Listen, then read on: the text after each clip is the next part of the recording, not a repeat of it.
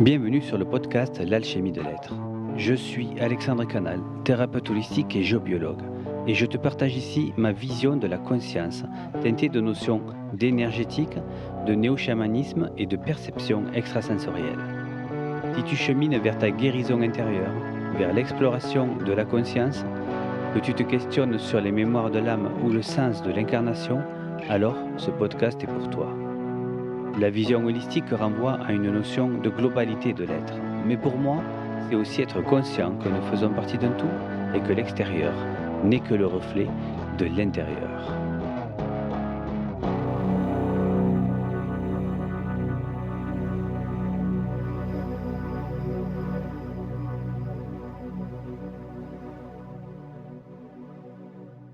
Et dans cet épisode, je vais te parler d'une problématique sur laquelle je suis amené intuitivement souvent à travailler.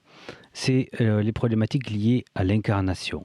Le fait de ne pas totalement être présent quelque part, je veux dire, dans son corps.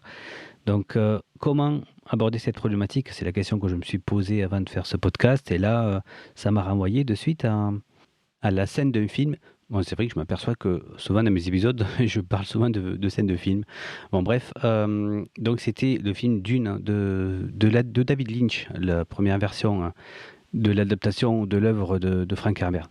Donc, dans ce film, on voit une scène où Paul passe une épreuve initiatique avec la grande prêtresse. Elle lui met un dard avec du venin sur la carotide et elle lui force à mettre la main dans une boîte. Et là, en fait, elle lui envoie une induction psychique qui provoque en fait une douleur, comme si sa main se faisait brûler, carboniser dans la boîte. Et lui, il doit résister à cette douleur. Et là, il se répète un mantra que lui a appris sa mère quand elle a entraîné à cette épreuve, qui dit quelque chose comme la peur et la petite mort qui conduit à l'oblitération totale. Comme quoi, en fait, s'il cède à la peur, il va perdre son contrôle psychique et il va se faire totalement emporter par la douleur. Au risque, bien sûr, donc de se faire tuer par la prêtresse. Et cette scène m'est revenue spontanément parce qu'effectivement, dans ce qui nous empêche d'être connectés à soi, d'être bien et d'être connectés à notre essence, et dans ce qui nous empêche d'être totalement incarné, présent, ici et maintenant, il y a un tronc commun qui me mène souvent à cette problématique-là, c'est la peur. La peur, en fait, finalement, c'est quelque chose d'assez central. Je vais peut-être dire même, c'est peut-être à l'origine de tout pour moi, puisqu'on finit toujours par arriver à la peur, en fait. Derrière toute colère, derrière toute émotion, on finit par arriver à une peur. Et c'est cette peur qui nous empêche littéralement de vivre. Que ça soit la peur de manquer, la peur d'être rejeté, la peur d'être abandonné, la peur tout simplement, quelquefois justement, d'être soi-même, de sa propre puissance, de ce que serait peut-être notre liberté si on se laissait aller, si on osait. Bref, évidemment, c'est un sujet qui revient souvent dans mes séances. Les personnes vont m'amener à travailler sur leurs différentes peurs. Il va y avoir bien sûr des peurs qui sont plus fortes que nous. Et l'idée, c'est difficile en fait de faire évanouir une peur comme ça du jour au lendemain. Mais l'idée, c'est d'arriver justement à libérer les ressources et à accepter des fois de braver sa peur. Et peut-être que derrière, on va arriver à libérer une ressource. Mais bon, pour libérer ces ressources, ma méthode à moi, c'est d'aller bien sûr explorer les mémoires. Donc tout d'abord, il y a tout un tas de mémoires à explorer, bien sûr, dues à notre vie. C'est-à-dire que vous avez très bien pu développer une peur durant votre enfance, suivant, je sais pas moi, si la méchante voisine vous cachez dans la cave, voilà, pendant laquelle vous gardez en disant qu'il y a le loup derrière la porte ou un truc comme ça. Bon, bref, là, oui, c'est un peu extrême. Mais il peut y avoir différentes façons, bien sûr, de créer, d'engrammer cette peur, hein. Bien sûr, celle qu'on a reçue aussi de nos parents, effectivement, hein, les peurs de nos parents qui ont été transmises. Et bien sûr, on est souvent amené aussi à travailler sur celles de nos ancêtres. Par exemple, récemment, je me souviens, travailler sur une problématique avec l'argent, d'être tombé sur des peurs de manquer des ancêtres en fait qui avaient vécu la guerre, bien sûr. On a tous des ancêtres qui ont vécu la guerre et qui ont vécu ces peurs de manque.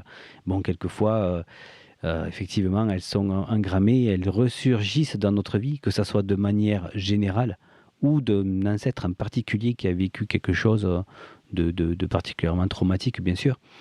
Donc, une fois qu'on a réglé, qu'on a travaillé toutes ces peurs-là, on va arriver à un autre genre de peur qui est déjà celui qui est engrammé au niveau de la naissance, du moment de l'accouchement ou du ventre de la mère même.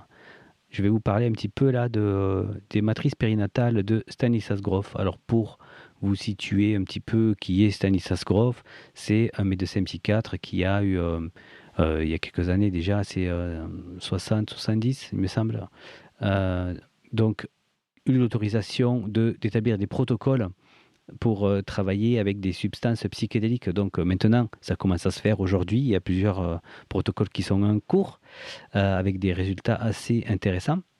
Mais lui, c'est un des pionniers donc, dans le secteur à avoir fait ça de manière universitaire, de manière étudiée, encadrée. Voilà. Donc l'idée, c'est qu'il a commencé bien sûr avec le LSD.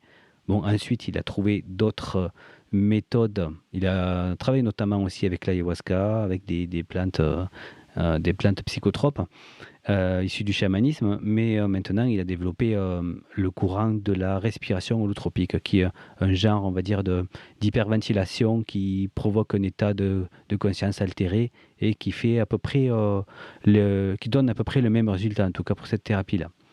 Donc le travail de Stanislas Grof a été vraiment très très riche. Je vous conseille ses livres. Moi, je me base beaucoup dans mes séances. J'en reparlerai sûrement plusieurs fois. Donc, il a établi la cartographie de ce qu'on appelle la psychologie transpersonnelle. Et il a constaté qu'en fait, on remontait, hein, après avoir vécu tout un tas de traumatismes, hein, en état modifié de conscience, les personnes, ces patients, vivaient des traumatismes, revivaient des passages de leur enfance, des passages d'autres vies aussi, exactement. Et ensuite, revenaient aussi à la naissance ou c'est ce qu'il appelle donc les matrices périnatales autour de la naissance. Les matrices parce que on va dire qu'on pourrait voir ça comme des réservoirs d'énergie et d'émotions qui sont engrammés au moment de notre naissance ou de la gestation elle-même ou de juste après notre naissance et qui ont créé en fait à nous des grands réservoirs d'informations et d'émotions retenues, quoi, voilà. Et ces réservoirs-là vont plus ou moins quelquefois s'évacuer dans les débuts de notre vie, mais suivant les blessures et tout ce qu'on vit, ben, il y en a une grande partie qui va rester bloquée dans le corps en fait. Et tout ça, ce sont en fait des émotions et des énergies qui vont ressurgir régulièrement, périodiquement dans notre vie, suivant qu'elles soient réactivées par telle ou telle situation. On pourrait le résumer comme ça. Et il a constaté effectivement qu'il y avait une espèce de peur panique qui se manifestait systématiquement dans toutes ces séances. Et c'était en fait, ça correspond au moment de l'accouchement. C'est-à-dire lorsque le bébé est en phase de gestation dans les 9 premiers mois, euh, en supposant que la mère est une vie tranquille, voilà, on va supposer que tout va bien. C'est-à-dire que le bébé est complètement immergé dans l'univers, dans le ventre de la mère. En fait, il ne fait qu'un avec sa mère, il est protégé, il se sent rassuré, etc. Mais cet équilibre, en fait, il est vite troublé au moment de l'accouchement où vont se déclencher les contractions. Cette plénitude est troublée par la force des contractions, la pression que ça met et qui pousse le bébé à un choix. Soit je me écraser, soit je m'élance vers l'inconnu, vers le canal de naissance. C'est comme si nous on le vivait à l'âge adulte, en fait, ça serait comme si on vivait un cataclysme, carrément. Ça revient à cette échelle-là. Et ça, c'est déjà une racine primordiale de toute peur, en fait. Et encore derrière ça, derrière cette expérience-là, qui peut être quand même assez forte lorsqu'on la recontacte, hein, on va trouver, enfin, dans mon approche en tout cas, je tombe sur une peur qui remonte en fait au moment pile de l'incarnation. C'est-à-dire que quelquefois, on va reconnecter en fait un fragment de notre être et qui est en fait coincé entre deux mondes, qui est resté, on va dire, entre deux plans, on pourrait dire à l'entrée du tunnel ou sur le pas de la porte. En fait, on ressent à ce moment-là une part de soi qui est en résistance de la vie. Enfin, je dis à ce moment-là, mais il y a des personnes qui le ressentent tout le temps. Et là, peut-être que tu vas te reconnaître, toi qui as l'impression des fois de ne pas faire partie de ce monde, de se demander ce que tu fous là, de te dire que tu n'es pas à ta place, de se demander vraiment combien de temps ça va durer encore, ces galères. Bref, toi qui as du mal à croire que tu es l'auteur de cette décision de non mais quelle folle idée j'ai eue de m'incarner quoi. Et en plus, double peine, c'est que quelquefois, tu peux ressentir une espèce de nostalgie. C'est littéralement une nostalgie de l'autre monde, en fait. Peut-être que tu aurais déjà ressenti ça, mais c'est une nostalgie dont justement on ne trouve pas l'origine. Quelquefois, des gens me le disent, je suis nostalgique de quelque chose, mais je ne sais pas de quoi. J'ai l'impression qu'il manque quelque chose, que j'ai pas retrouvé quelque chose. Ou, bon, eh ben, en fait, ça peut être. Bon, il peut y avoir d'autres choses, mais ça peut être une des raisons. C'est-à-dire, c'est une espèce de souvenir lointain, intérieur, de cet autre plan où on était si bien, où tout allait si bien. Et en fin de compte, on a, en étant confronté à la matière, une espèce d'énorme contraste qui est super difficile à vivre en fait. Et ça, des fois, c'est pas évident de déceler et de surmonter cette nostalgie-là. Mais attention, dans ces cas, donc, plus on résiste et plus c'est difficile. Donc, imaginez que vous avez, c'est une part de vous qui est résistance complète face à l'incarnation. Fatalement, il y a des choses qui sont beaucoup plus difficiles à vivre dans l'incarnation. Donc, il est primordial, à un moment ou à un autre, de travailler là-dessus, quoi. Et c'est là qu'on va retrouver aussi donc des peurs qui peuvent être liées à ce qu'on a vécu dans d'autres vies. Par exemple, si vous avez un traumatisme d'une ancienne mort, de quelque chose qui était très difficile, et que, on va dire, cette part de vous se souvient de ce traumatisme-là au moment de l'incarnation, ce qui peut arriver. Il y a des fois où en fait on doit d'abord régler du coup cette ancienne vie pour lâcher la peur, pour rassurer cette part de soi, la réintégrer, etc. Pour arriver à négocier avec cette part de nous qui est en refus d'incarnation. Alors, un refus d'incarnation, pourquoi? Parce que, on va dire que ça vient d'un grand contraste dans l'entre-deux-vie, on pourrait dire, des plans lumineux qui sont souvent décrits par les gens qui ont fait des expériences de mort imminente, ou ce sont des plans en fait qu'on peut aussi toucher du doigt lorsque nous sommes dans des états d'ouverture de conscience. Ce sont comme si c'était dans un état de grâce permanent en fait où là, il n'y a plus de peur, il n'y a plus de colère, il n'y a plus de souffrance. Donc à ce moment-là, c'est très difficile de quitter un endroit comme ça. Donc fatalement, lorsqu'on commence à mettre un pied dans la matière, c'est comme quand vous mettez le pied dans le bain d'eau glacée, quoi. Je veux dire, il y a un effet de rétractation qui est plus ou moins naturel, quoi, automatique. Et donc c'est là qu'en réalité, il ne faut pas oublier que si on vit cette expérience et qu'on en est là, c'est qu'il y a une part de soi qui est, qui est le volontaire et qui a mis cette intention-là, qui a décidé de venir descendre, expérimenter ça dans la matière. Car l'incarnation, ça ne se fait pas au hasard. C'est beaucoup trop complexe et important pour être le fruit du hasard. Parce que, bon, si on a choisi de venir, c'est pour avant tout expérimenter des choses. Et donc, c'est un processus qui sert à notre évolution, qui est censé amener quelque chose de bénéfique et de formateur. Alors évidemment, il y a des expériences plus difficiles que d'autres. Mais moi, je reste persuadé que nos épreuves qui sont mises sur notre chemin, si elles sont présentées à nous, c'est une certaine manière un choix de l'âme et que nous avons une possibilité de les traverser d'une façon ou d'une autre. Ça va passer évidemment par une forme d'acceptation qui va quelquefois être très très difficile à mettre en place, mais on rencontre de toute façon des gens qui ont tout perdu et qui sont tombés au plus bas, du plus bas, du très fond de l'abîme. Et c'est là justement que beaucoup de personnes disent avoir contacté une force, une ressource insoupçonnée qui va complètement transformer la vision de l'événement qu'ils vivent. Alors, pour moi, je dirais que alors c'est très facile à dire, hein, ce que je vais dire, hein, mais c'est une question d'acceptation. C'est le travail à faire, c'est sur accepter de vivre ce qu'on vit et de garder la connexion en fait à soi, à qui l'on est vraiment, quoi. Donc, pour en revenir au fragment d'âme, c'est d'arriver à convaincre en fait cette part de soi que si nous sommes venus nous incarner, il y a une raison précise, et que si nous acceptons d'explorer ces raisons-là, de nous y confronter, ben en fait, on va en retirer des bénéfices. Donc à ce niveau-là, ça va ouvrir beaucoup de choses.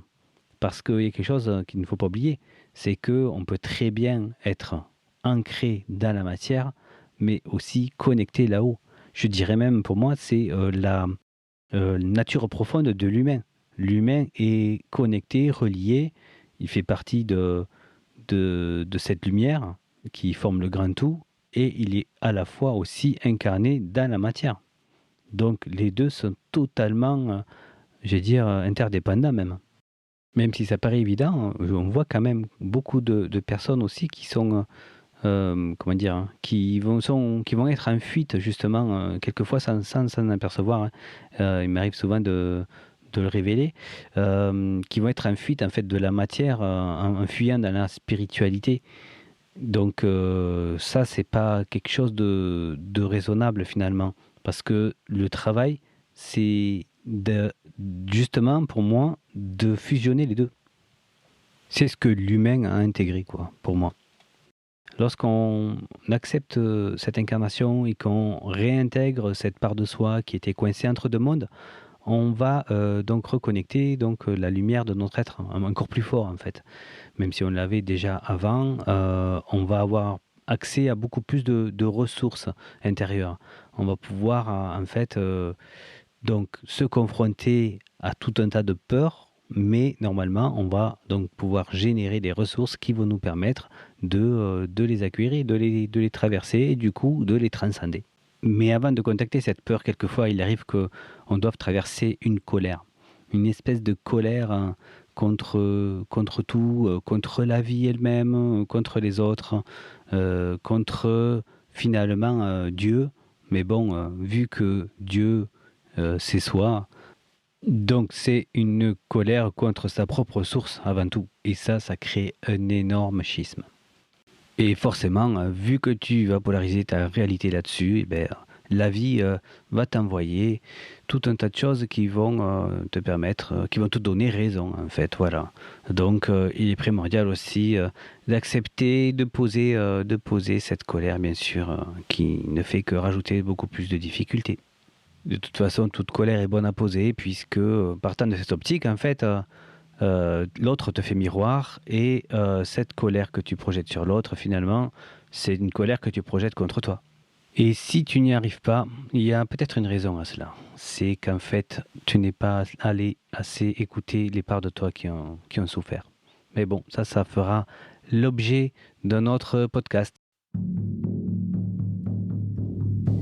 Je te remercie de ton écoute, j'espère que cet épisode t'a parlé. S'il t'a plu, n'hésite pas à le liker et le partager.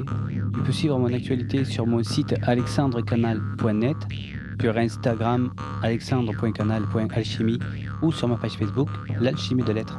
À très bientôt.